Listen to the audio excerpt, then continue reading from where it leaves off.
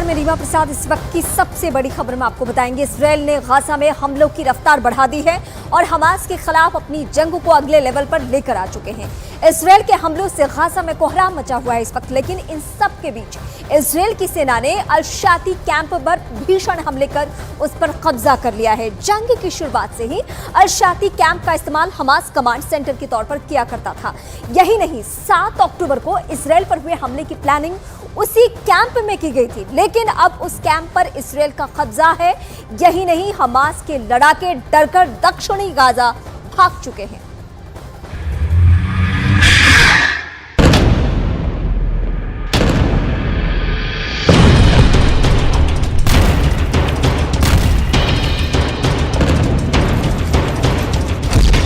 Hamas के हाथ से गया गाजा।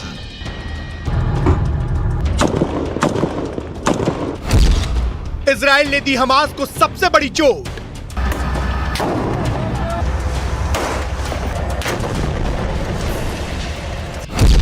हमास को जिसका डर था वो हो गया।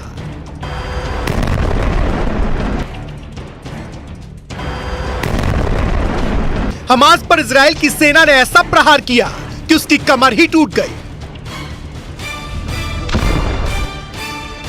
इजराइल की सेना ने गाजा के सबसे बड़े कैंप अल-शाती कैंप पर कब्जा कर लिया।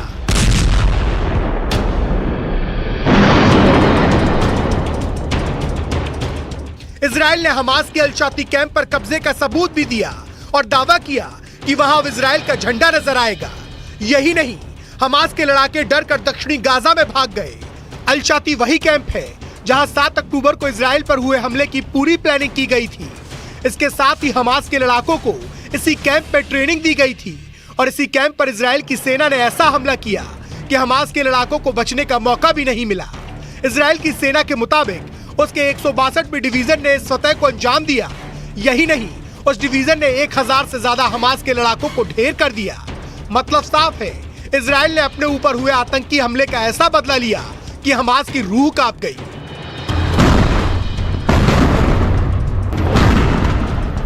इजराइल की सेना ने अपनी इस जमीनी कार्रवाई की पूरी जानकारी दी। वो गाजा में कहां से घुसी और अल-शाती कैंप तक कैसे पहुंची, उसका एक मैप भी जारी किया, जिसके मुताबिक इजराइल की सेना की नाहल ब्रिगेड ने अताता के रास्ते गाजा में एंट्री की।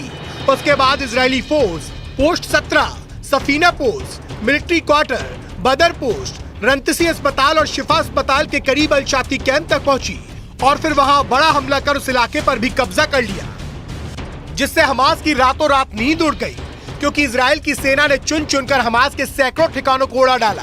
जंग के 40वें दिन भी इजराइल ने हमास के ठिकानों की बर्बादी का सिलसिला जारी रखा।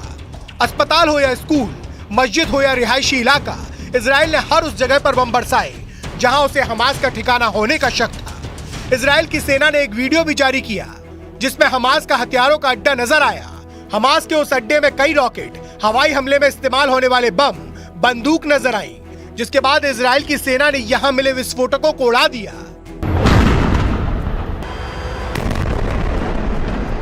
इजराइल के मुताबिक उत्तरी गाजा में हमास की पकड़ कमजोर पड़ने लगी। यही नहीं, इजराइल के प्रधानमंत्री ने तो खुलकर बोल दिया कि ये जंग तब तक चलेगी जब तक हमास का अंत नहीं हो जाता। यही नहीं, इजराइल ने दावा किया कि हमास की गाजा पर पकड़ कमजोर पड़ रही है और 16 साल में पहली बार ऐसा हुआ है, क्योंकि इजराइल की सेना ने हमास की कई टुकड़ियों को खत्म करने का दावा किया और पिछले कुछ दिनों में हर रोज हमास के किसी न किसी अंडरग्राउंड कमांड सेंटर को खत्म कर दिया, जो इजराइल से जंग लड़ रहे हमास के लिए खतरे की घंटी है। क्योंकि इजराइल ने दावा किया कि उसने उत्तरी गाजा में हमास की 24 बटालियन में 10 की ताकत खत्म कर दी। इजराइल की सेना के मुताबिक जंग की शुरुआत में हमास ने अपने 30,000 लड़ाकों के साथ युद्ध शुरू किया था और हमास के लड़ाकों को 24 बटालियन में बांटा गया था, जिसमें 10 को इजराइल की सेना ने कमजोर करने का दावा किया। यानी कि इजराइल ने डंके की चोट पर संकेत देने शुरू कर दिए कि वो उत्तरी गाजा में जीत के करीब पहुंच चुका है, या यूं कहें कि इजराइल का गाजा को 2 टुकड़ों में बांटने का प्लान सफल हो गया है। क्योंकि इजराइल के रक्षा मंत्री ने दावा किया कि हमास के लड़ाके उत्तरी गाजा से दक्षिणी गाजा की ओर भाग रहे हैं, जबकि इसके पहले इजराइल ने गाजा में आम लोगों को उत्तरी गाजा छोड़कर दक्षिणी गाजा में जाने की सलाह दी थी, जिसके लिए इजराइल ने ह्यूमन कॉरिडोर तक बनाया था, जिनसे होकर गाजा के आम लोग उत्तर से दक्षिण की ओर निकले थे। लेकिन इजराइल ने दावा किया कि अब हमास के लड़ाके भी दक्षिण की ओर भाग रहे हैं। यानी गाजा को 2 टुकड़ों में बांटकर जंग लड़ने का प्लान कामयाब होता दिखाई दे रहा है, क्योंकि इजराइल जंग के पहले दिन से कह रहा है कि गाजा के आम लोग उत्तर से दक्षिण की ओर चले जाएं। माना जा रहा है कि ऐसा इजराइल ने सोचे समझे प्लान के तहत किया, क्योंकि उत्तरी गाजा की सीमा इजराइल से लगती है, जबकि दक्षिणी गाजा की सीमा इजराइल से नहीं बल्कि मिस्र से लगती है और रफाह बॉर्डर यहीं पर है।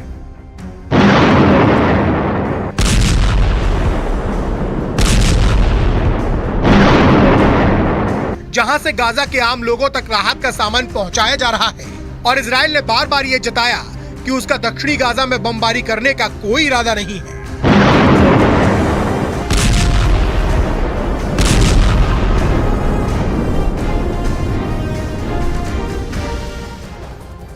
गाजा और इजराइल के बीच जंग और ज्यादा भीषण होती चली जा रही है। पिछले 24 घंटों में गाजा युद्ध में कुछ ऐसे हालात दिखे हैं जिसे देखकर यह कहा जा सकता है कि हमास जंग बुरी तरीके से हार रहा है।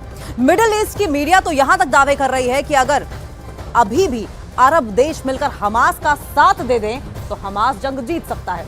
लेकिन वहीं दूसरी तरफ इन दावों को रौंदते हुए इजरायली सेना गाजा में हमास की संसद पर कब्जा कर चुकी है।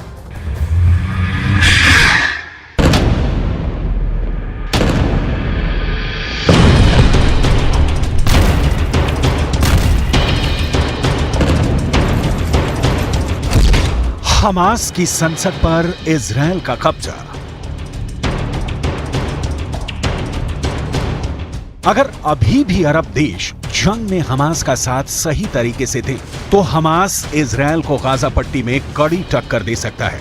1 महीने से ज्यादा की सीधी जंग में इजराइल के 46 से ज्यादा सैनिक और अफसरों को हमास के लड़ाके मार चुके हैं, लेकिन अब हमास के लड़ाकों को इजरायली सेना बुरी तरह से मार रही है।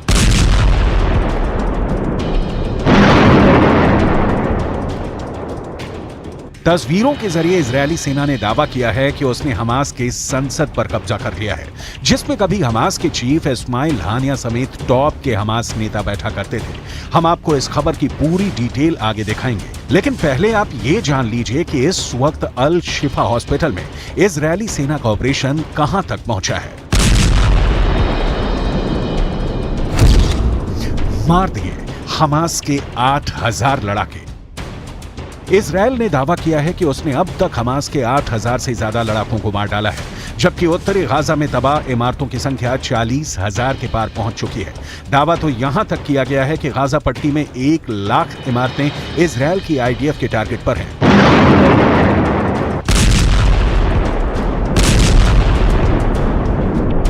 आईडीएफ के ऑपरेशन की ताजा तस्वीरों में साफ देखा जा सकता है कि इजरायली सेना ने गाजा पट्टी को कितनी बुरी तरह से रौंद डाला है। कब्रिस्तान जैसा दिख रहा है उत्तरी गाजा। इजरायल के भीषण हमलों की वजह से पूरी तरह से बर्बाद हो चुका है। अब आप ये जान लीजिए कि इजरायल क्यों डंके की चोट पर हमास की हार और इजरायल की जीत का ऐलान कर रहा है। हमास की संसद 7 अक्टूबर से पहले।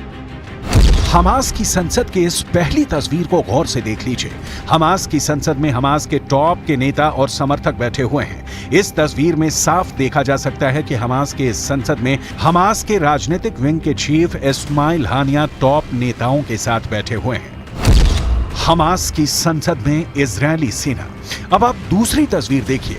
हमास की संसद में जिस तरह हमास चीफ इस्माइल हानिया बैठता था, उस जगह पर इजरायली सेना के कमांडर और सैनिक मौजूद हैं। इजरायली झंडे के साथ हमास की संसद में इजरायली सेना जीत का जश्न मना रही है। इस तस्वीर के जरिए इजरायली सेना दुनिया को दिखा रही है कि गाजा में इजरायली सेना जीत गई है।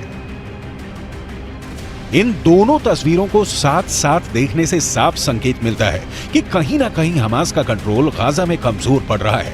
इजरायली मीडिया की रिपोर्ट के मुताबिक आईडीएफ के गोलानी ब्रिगेड के सैनिकों ने 13 नवंबर 2023 को एक ऐतिहासिक तस्वीर पोस्ट की है। इस फोटो में गाजा में हमास संसद भवन के अंदर इजरायल का झंडा दिखाया गया है। फोटो में सैनिकों की टीम को हमास के संसद भवन में गर्व से इजरायली झंडे लहराते हुए देखा जा सकता है। האכזרית של החמאס. הרמטכ"ל וראש השב"כ נפגשו עם אורי ומשפחתה במפגש מרגש מאוד. החזרנו את אורי הביתה. חמאס מפעיל טרור פסיכולוגי נגדנו. הוא רוצה שנפיץ אותו, הוא רוצה להכאיב לנו. דווקא בגלל זה, अरब देशों की गद्दारी, हार रहा हमास। 27 देशों से बनी अरब लीग और 57 देशों से बना मुस्लिम मुल्कों का संगठन OIC जंग में हमास का साथ देने के दावे तो खूब किए, लेकिन ईरान और लेबनान को छोड़कर कोई भी मुस्लिम मुल्क हमास को सीधी मदद देने को तैयार नहीं हुआ। इधर दूसरी तरफ हमास के 45,000 लड़ाकों पर इजरायली सेना यमराज बनकर टूट पड़ी है। अकेले हमास के ही 65 से ज्यादा टॉप कमांडर मारे जा चुके हैं, जबकि हिजबुल्लाह के भी 80 के करीब लड़ाके लेबनान से लगती इजरायली सीमा पर मारे गए हैं। हमास की भयानक हार और गाजा की भीषण तबाही के लिए बहुत हद तक अरब देश जिम्मेदार हैं। अरबी मीडिया के अल अरबी अल जदीद की एक रिपोर्ट के मुताबिक हमास का साथ देने में 57 देशों से बना मुस्लिम मुल्कों का संगठन OIC बुरी तरह से फेल हुआ है। हैरानी की बात यह है कि गाजा में इजरायल के भीषण हमलों पर अरब देश मिलकर भी कोई कड़ा एक्शन नहीं ले पाए हैं। अरब मीडिया का दावा है कि जिन मुद्दों पर मतभेद थे उनमें इजरायल को हथियारों और गोला बारूद की सप्लाई के लिए अरब देशों में अमेरिका और बाकी सैन्य अड्डों के उपयोग पर रोक लगाना शामिल है। साथ ही इजरायल के साथ अरब राजनयिक, आर्थिक, सुरक्षा और सैन्य संबंधों पर रोक लगाना और दबाव बनाना भी शामिल था। लेकिन एक भी मुद्दे पर OIC सख्त फैसला नहीं ले पाई। यहां तक कि इजरायली कब्जे का विरोध करने वाले संयुक्त बयान में शामिल होना चाहिए था, वो भी नहीं हुआ। इजरायल का गाजा पर कब्जे का विरोध करने पर जब वोटिंग हुई तो फिलिस्तीन, Syria, Algeria, Tunisia, Iraq, Lebanon, Kuwait, Qatar, Oman, Libya और यमन सहित 22 सदस्यीय निकाय के 11 अरब देशों ने या तो प्रस्ताव दिया या फिर उनका समर्थन किया, लेकिन 4 मुस्लिम देशों ने इसके विरोध में मतदान किया, जबकि कई अरब देश वोटिंग के वक्त अनुपस्थित रहे, जिनका खुलासा नहीं किया गया है। दावा किया जा रहा है कि सऊदी अरब ने इजरायली हमलों के खिलाफ वैसा सख्त एक्शन नहीं लिया है जैसी उम्मीद की गई थी। كما يقال أن هذه يعني قنبلة إنارة. هي ليست قنبلة إنارة، تشاهدون هي تشبه القذيفة. هذه مقذوفة تطلق من الطيران الحربي الصهيوني على الناس الآمنين داخل بيوتهم في منطقة الخليج الشرقي. अरब देशों की गद्दारी, हार रहा हमास। इधर हारता हमास अभी भी इजरायली सेना पर भीषण हमले कर रहा है। हमास के दावों के मुताबिक 160 से ज्यादा इजरायली ठिकानों को हमास तबाह कर चुका है। इन हमलों को देखते हुए कहा जा सकता है कि इजरायली सेना, इजरायली खुफिया एजेंसी मोसाद और बिन शेख हमास की ताकत और वॉर प्लान को समझने में बुरी तरह से फेल हुए हैं। 27 अक्टूबर से शुरू हुए दूसरे चरण के इजरायली हमले में दावा किया जा रहा था कि इजरायली सेना एक हफ्ते के अंदर उत्तरी गाजा से हमास के लड़ाकों का सफाया कर देगी, लेकिन अभी तक इजरायली सेना सिर्फ 600 के करीब सुरंगों को तबाह कर पाई है। इधर हमास ने फिर दावा किया है कि उसके लड़ाके इजरायली सेना को उत्तरी गाजा में हरा देंगे। आखिर हमास इतने बड़े दावे कैसे कर रहा है? कुछ खबरों में यहां तक दावा किया गया है कि हमास के लड़ाके इजरायली सेना की वर्दी पहनकर हमले कर रहे हैं।